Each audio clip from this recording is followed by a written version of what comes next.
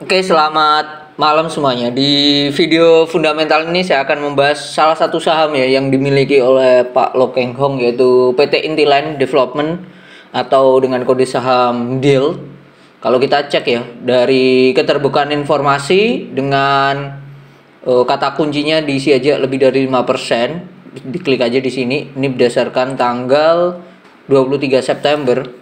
Kepemilikan di DIL beliau itu sebesar DRS Lo Keng Hong itu berada di sebesar 6,28% ya porsinya. Ini lumayan besar dari total keseluruhan ya, dari total 100% ya.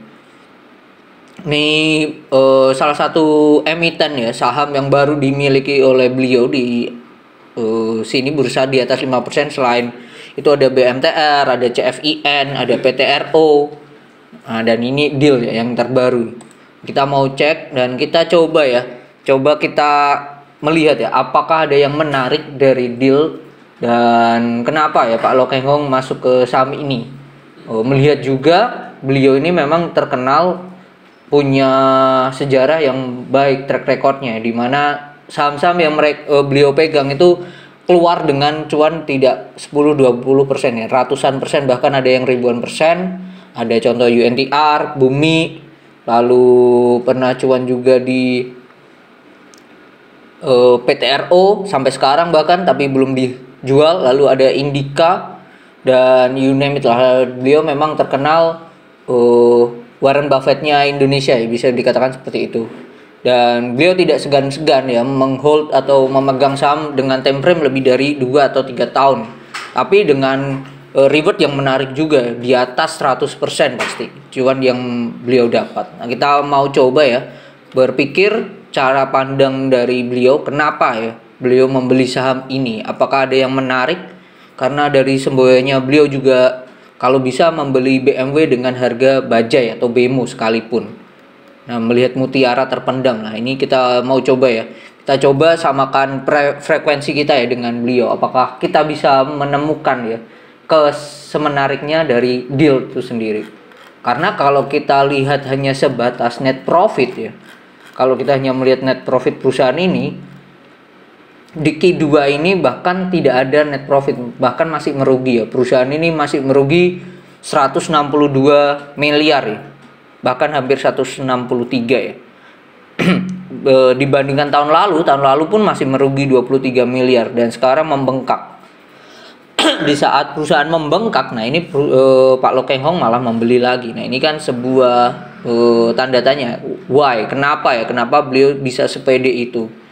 Dan pembelian beliau tidak main-main ya. 6% kepemilikannya, 6,28% itu lumayan besar ya, untuk sekelas investor individu. Kita mau cek dulu DIL ini seperti apa. Kalau kita cek ya dari sejarahnya sendiri, DIL ini didirikan sejak 10 Juni 1983 dengan berdasarkan anggaran dasar perusahaannya juga aktivitas utamanya industri real estate, sedangkan entitas anaknya menjalankan proyek-proyek di Surabaya, Jakarta, Pacitan, Batang, ada Tangerang, ya udah.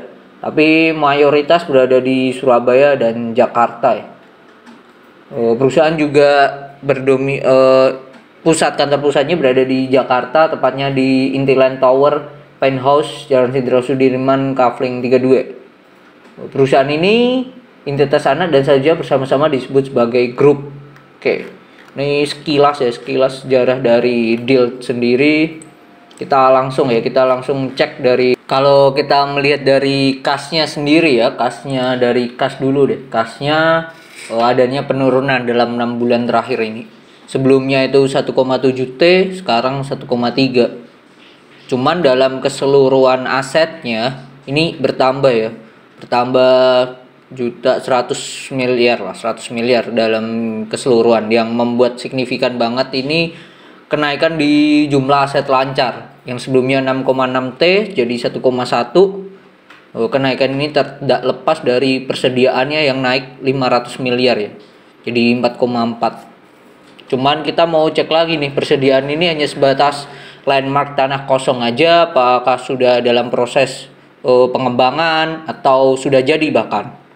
Kalau hal itu persediaannya ini karena hanya tanah kosong, nah ini kan akan jadi PR lagi, apakah sudah harus mencari lagi nih proyek-proyek kedepannya seperti apa, atau mungkin dari manajemen ada inovasi untuk membentuk properti baru dan lain-lain. Atau yang ini persediaannya ini yang sudah semakin bertambah ini karena ini sudah siap jadi nih, sudah siap dijual ya. Kalau hal itu terjadi, berarti yang menjadi masalah adalah di sales atau marketingnya.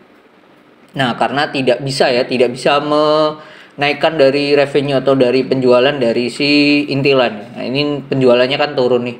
Sebelumnya 1,1 T, sekarang turun jadi 900 miliar ya, di revenue-nya. Nah, nanti kita cek juga nih ya di persediaan, dan kita cek juga di revenue atau sales atau pendapatannya itu seperti apa ya. Kenapa kok bisa turun? Dan pasti di sub-subnya kan pasti ada yang naik juga atau semuanya turun bahkan. Nah, ini kita bisa cek lagi lah. Dari sebelum itu kita cek dulu ya, kasnya ini kan turun lumayan ya. Kasnya turun 400 miliar ya. Kalau kita hitung 400 dibagi 1,7 ya, sekitar hampir 30% ya. 400 bagi 1.700 ya, 23% lah. 23% penurunan, dan ini hanya terjadi dalam 6 bulan ya.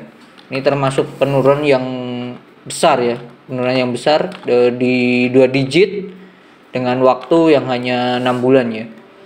Penurunannya itu paling banyak itu ada pada depositonya, ini semuanya turun ya. Depositonya terutama yang di rupiah ya, di Bank IOB, Mandiri, BNI, CIMB, semuanya turun, tidak ada kenaikan bahkan.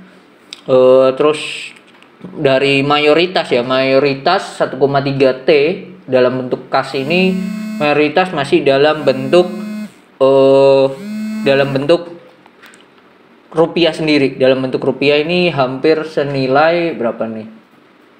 Kita ngitung dolarnya aja deh. Dolarnya aja ini 1,3 miliar, 1,3 tambah 700 berarti 200, tambah 600 berarti ya 2,6, tambah 300 tambah 400 berarti sekitar 300 miliar sendiri ya, untuk dolarnya doang. Sedangkan totalnya 1,3, berarti hanya let's say hampir 30% doang ya. 300 dibagi 1357, hanya 22%-nya dalam bentuk dolar.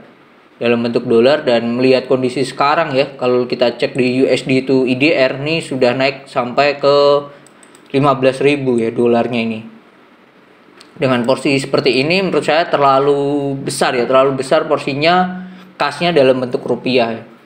Melihat kondisi global seperti ini, kemarin The Fed juga naikin suku bunga yang pasti berefek ke dolar akan semakin menguat ya dalam short termnya, dalam jangka pendeknya.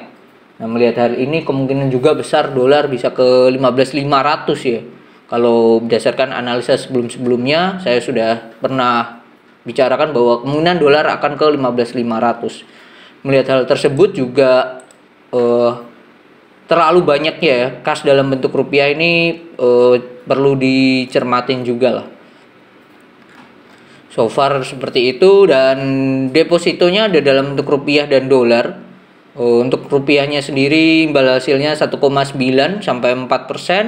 Sedangkan deposito di dalam bentuk dolar nih imbal hasilnya 0,4 sampai 1%. Secara persentase ini memang di bawahnya ya.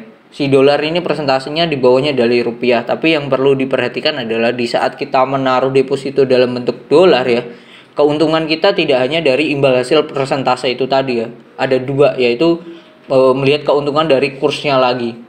Nah, jadi pentingnya kita aware ya dengan kondisi sekarang seperti apa, dan melihat ya potensi dolar akan bisa naik apa turun itu juga perlu dilihat lagi dalam menaruh deposito dalam bentuk dolar. Melihat ini tadi secara 6 bulan terakhir deal sendiri deposito dalam bentuk dolarnya ini bertambah sebesar berapa nih? 445 dikurangi 428 ya, bertambah 17 juta ya. Tapi pertambahan ini kalau saya pribadi terlalu kecil lah, dengan total kas 1,3, dolarnya hanya di deposito dolarnya hanya 400 juta, itu sangatlah kecil ya, terlalu kecil lah. Kita lihat lagi kenaikan yang signifikan tadi di dalam asetnya itu di persediaan ya. Persediaan sampai 4,4 triliun ya, hampir 4,5. Nah, kalau kita cek persediaannya sendiri itu ada di, kita cek. Oke. Oh, persediaannya ada yang tanah yang sedang dikembangkan tuh di Jakarta dan Surabaya. Ini nominalnya tidak ada perubahan yang signifikan. Bangunan dalam konstruksi, nah ini bertambah ya, di Jakarta sebelumnya 1,8 T, sekarang 2 T. Di Surabaya juga bertambah ya, sekarang jadi 70 miliar, sebelumnya 36. Naiknya 2 kali lipatnya. Lalu bangunan yang siap dijual, nah ini bangunan siap dijualnya ini juga tidak ada kenaikan ternyata ya, hanya di Jakarta ya, jadi 18 miliar dari sebelumnya 12 miliar. Nah ini kenaikan yang sangat signifikan ya menurut saya, yaitu di Jakarta, yaitu perihal apartemen siap dijual, yaitu dia bertambah jadi 361 miliar, sebelumnya 323. Terus persediaan golfnya juga naik, dan persediaan lain-lainnya juga naik. So far kenaikannya ini tidak merata ya, tidak merata di salah satu posisi. Cuman yang bisa dipastikan adalah daerah Jakarta ya, kenaikan di daerah Jakarta ini signifikan, yaitu tanah dikembangkannya, bangunan yang dalam konstruksi ini juga bertambah, bangunan siap jualnya juga bertambah di Jakarta, dan apartemennya ya. Apartemen di Jakarta ini juga nominalnya juga bertambah ya. Nah ini juga akan jadi tantangan ya. Tantangan dalam artian melihat kondisi kemarin akhir bulan 22 kalau nggak salah, 22 kemarin BI juga naikin suku bunga lagi gitu. Mereka menaikkan untuk mengcounter dari The Fed dari Amerika juga yang menaikkan suku bunga. Nah pertanyaannya adalah, dengan kenaikan suku bunga yang berada di Indonesia pasti akan berefek ke bunga-bunga kredit, pasti akan naik. Nah kalau kita melihat dari properti ini sendiri, ada hubungannya dengan KPR. Nah, pasti suku bunga dari KPR juga akan naik. Nah pertanyaan selanjutnya adalah, bisa nggak meskipun adanya kenaikan suku bunga atau bunga KPR ini di semuanya ini akan berefek juga, tidak mempermasalahkan perihal penjualannya yang bisa makin menaik. Karena ini akan menjadi tantangan tersendiri di saat suku bunga naik, akan tantangan sendiri buat semua sektor propertinya sendiri.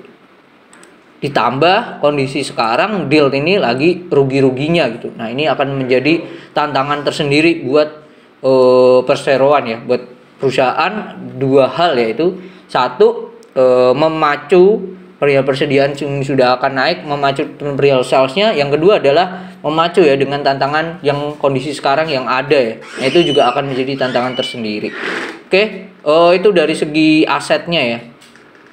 Kalau dari segi liabilitasnya sendiri, ini juga akan menjadi kenaikan ya, liabilitas jangka pendek. Sebelumnya 6,4 T, sekarang 7,1. Nah ini kenaikannya juga lumayan besar ya. Dan di utang bank jangka pendeknya ini memang menurun 23 miliar ya. Ini perlu diapresiasi dengan kondisi yang banyak minusnya tadi, ini hal yang bagus ya. Lalu utang bank jangka panjang ini juga bisa dikurangin, bagus ya. So far utang-utangnya ini sedikit berkurang ya, cuman ini kenaikannya sangat signifikan di liabilitas jangka pendek akibat dari liabilitas kontrak. Nah jadi kalau teman-teman perhatikan adalah dalam sektor properti ya, itu pasti akan ada kontrak ya, kontrak kerja. Salah satu bidang ini harus selesai berapa tempo waktunya dan lain-lain. Dan kadang perusahaan juga menggunakan kontrak itu untuk jaminan hutang. Nah ini juga perlu dicek ya, liabilitas kontraknya ini di notes 28. Kalau kita cek di notes 28 ini, pendapatan yang diakui dalam 1 tahun ini 600 miliar.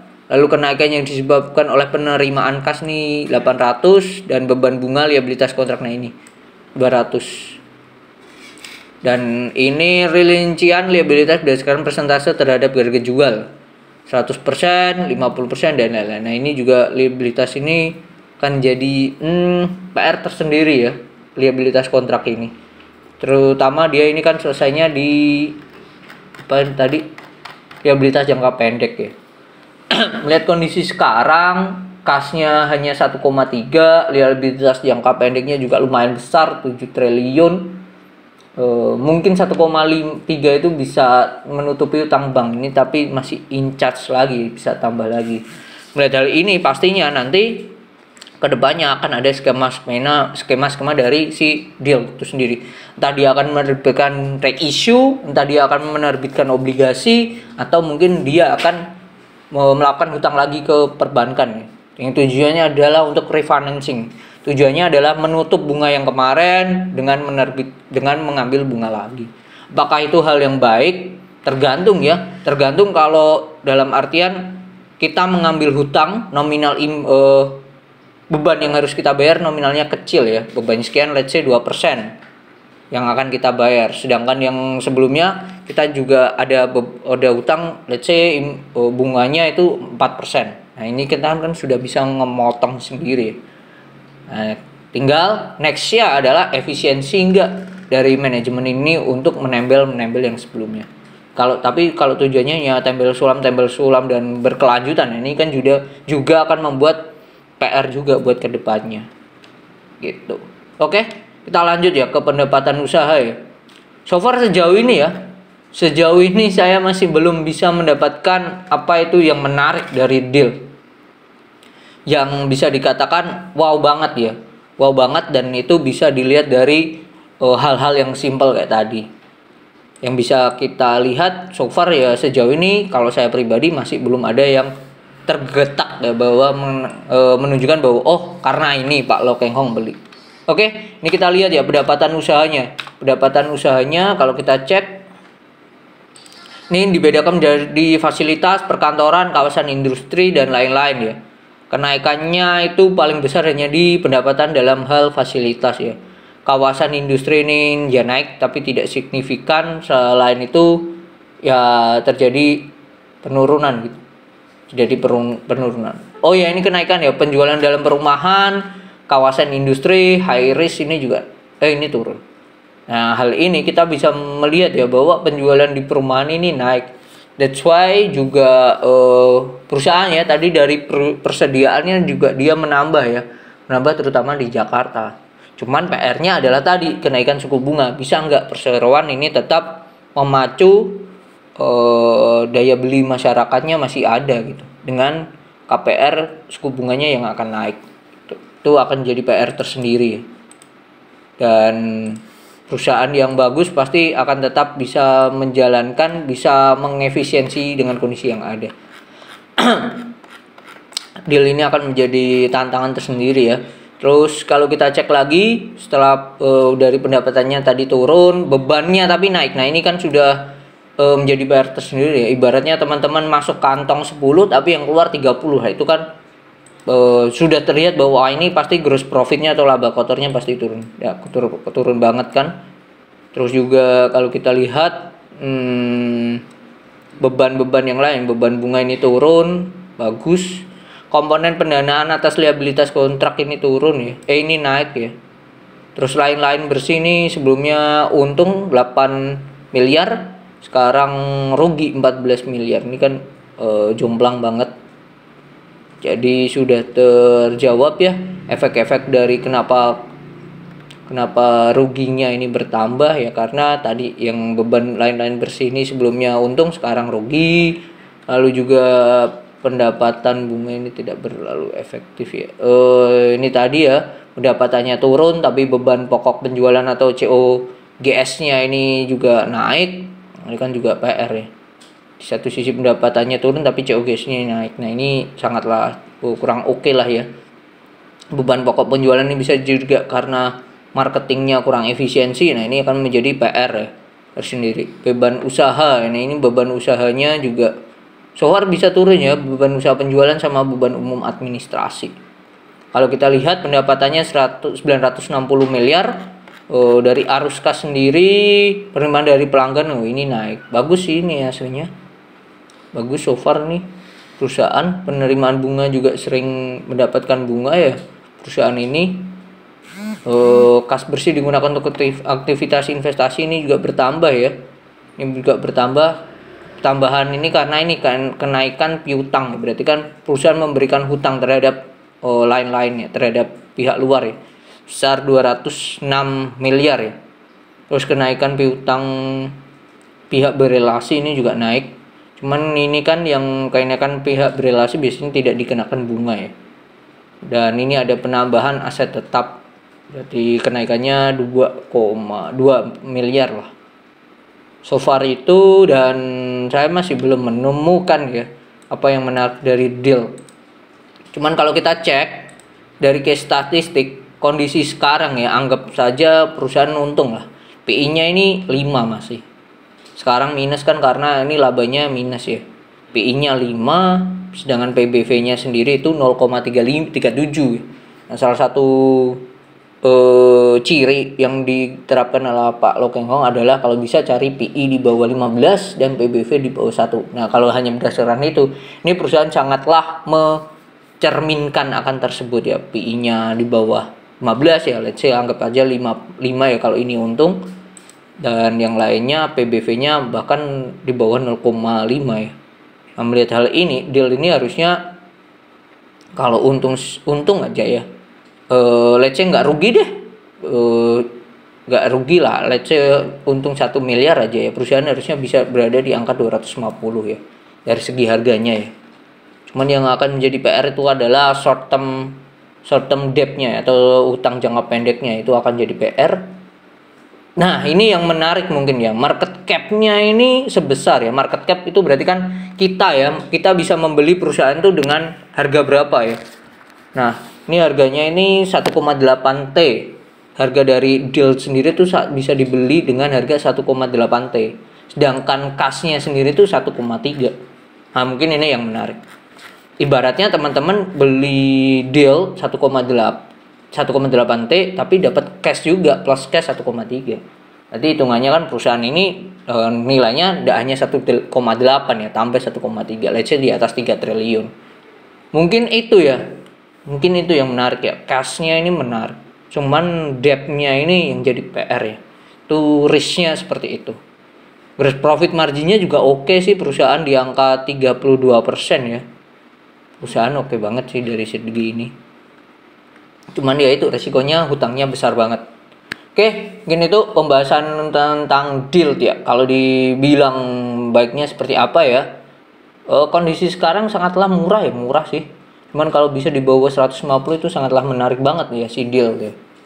Itu akan sangat menarik ya. Karena kalau potensi upside-nya itu saya akan bilang bisa aja nih perusahaan ke 250 gitu. Itu bisa aja. Cuman kita tinggal batasin aja risikonya berada di mana. Misal beli sekarang 180, bagaimana ya kalau misal perusahaan turun ke 160? Teman-teman akan melakukan cut loss kah atau inject top up beli lagi dengan nominal berapa? Itu kembali ke preferensi teman-teman. Jadi itu mungkin yang menarik adalah perusahaan harga 1,8 T tapi cashnya 1,3. Jadi ibaratnya mau setara lah. Itu hal yang menarik ya, yang bisa saya ambil sejauh ini. Mungkin itu video di malam hari ini tentang deal. Pasti agak panjang banget ya, 20 menit ini mungkin ada ya video ini. Jika ada request sama apa yang dibahas, dan nanti di akhir minggu saya akan bandingkan ya saham properti keempat-empatnya, yaitu P1, SMRA, BSD, CTRA. Kita mau lihat siapa yang terbaik dari empatnya itu. Mungkin itu di video kali ini. See you on the next video. Bye.